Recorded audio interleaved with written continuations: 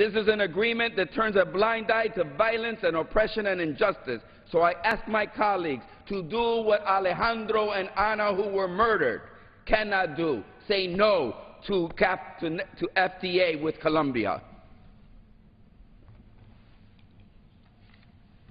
This time the chair recognizes the gentleman from New York, Mr. Rangel, for 5 minutes. Without objection.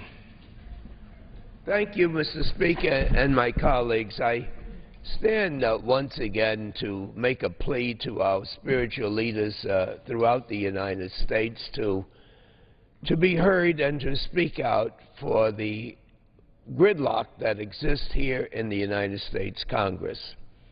I do this feeling very comfortable since we opened up our session with a prayer. And as everyone can see, and many have taken for granted, it says, "In God we trust."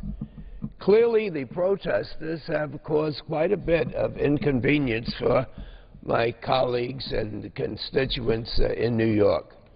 But the fact remains that they speak out for a frustration that most all Americans have, uncertain as to what the future holds for them. Many have lost their jobs, their savings, pull their kids out of school, and they are frustrated that we in the Congress hardly talk to each other because of the depth of polarization.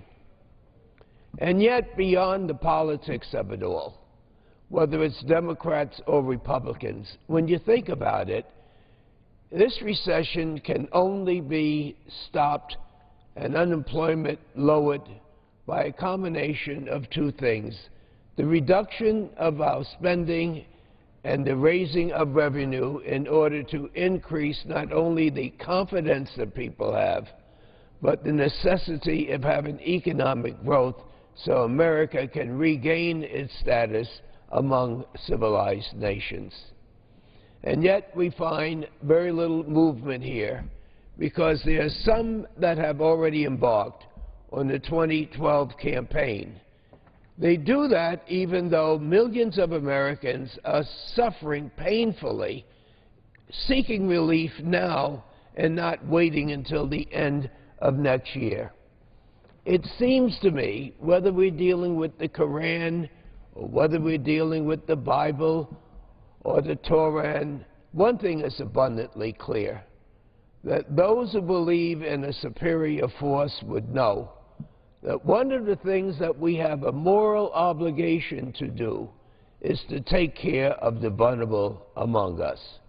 This great nation now has broken all records in terms of our middle class actually being shrunk as people are forced into poverty. 1 out of every 5 kids in the United States of America are born into poverty. And we find that a smaller number of people in our country are controlling nearly half of the wealth. There's something wrong with that equation. And certainly this is the time to fill that vacuum for those who believe there's no direction to the protesters. There may not be direction, but they certainly expect that their government should be there for them. Their government is gridlocked. Our spiritual leaders could encourage them not just to pray, but to become active. Find out who the members are that represent them in the Congress. Ask them to be voting on these bills that can create economic growth, that can create jobs. And so whether you're Protestant or Catholic or Jews or Gentiles or Mormons or Muslims, this is the time that America needs you. This is why our forefathers never written out religion.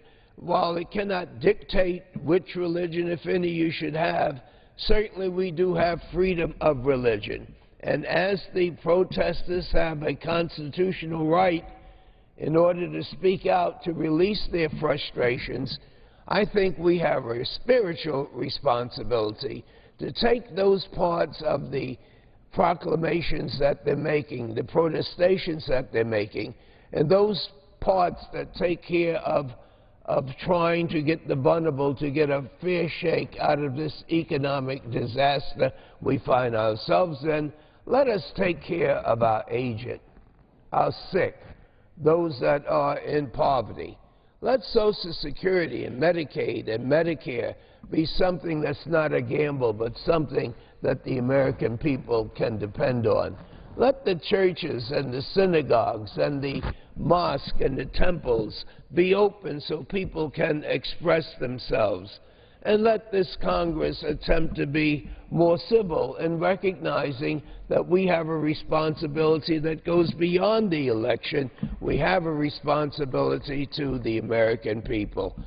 So I conclude my remarks and make my plea, and I thank the Speaker for the time and yield back whatever time is left.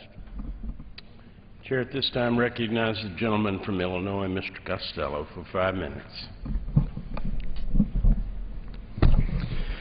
Mr. Speaker, thank you. Mr. Speaker, it is my honor and privilege to pay tribute to a leader and a warrior, General Duncan J. McNabb, Commander of the United States Transportation Command. General McNabb is retiring after honorably serving this great nation for over 37 years with a distinguished career. General McNabb graduated from the United States Air Force Academy in 1974. As a command pilot, he has more than 5,600 flying hours in transport and rotary wing aircraft. In addition, General McNabb has held command and staff positions at squadron, group, wing, major command, and Department of Defense levels, and is considered the finest mobility and logistics expert in the Department of Defense. I've had the pleasure of working with General McNabb from 2005 and 2007 when he assumed command of the Air Mobility Command at Scott Air Force Base in the Congressional District that I am privileged to represent, and again when he returned to Scott Air Force Base to be the commander of the U.S. Transcom in 2008. U.S. Transcom is a critical part of our military operations. It provides the coordinated transportation, distribution, and sustainment which projects and maintains our national power. As a global combatant commander, General McNabb has made supporting the American warfighter his top priority. Under General McNabb's leadership, U.S. Transcom has moved over 1.5 million passengers and over 4 million short tons of cargo in supporting Operation Enduring Freedom and Operation Iraq Freedom. To put this in perspective, this is the equivalent to moving the entire population of southwestern and southern Illinois and all of their household belongings halfway around the world. America truly has a military deployment and distribution system that is unmatched anywhere in the world. Under General McNabb's command, U.S. Transcom has provided humanitarian relief to hurricane victims in the United States, earthquake victims in Haiti and Japan, and flood victims in Pakistan, just to name a few.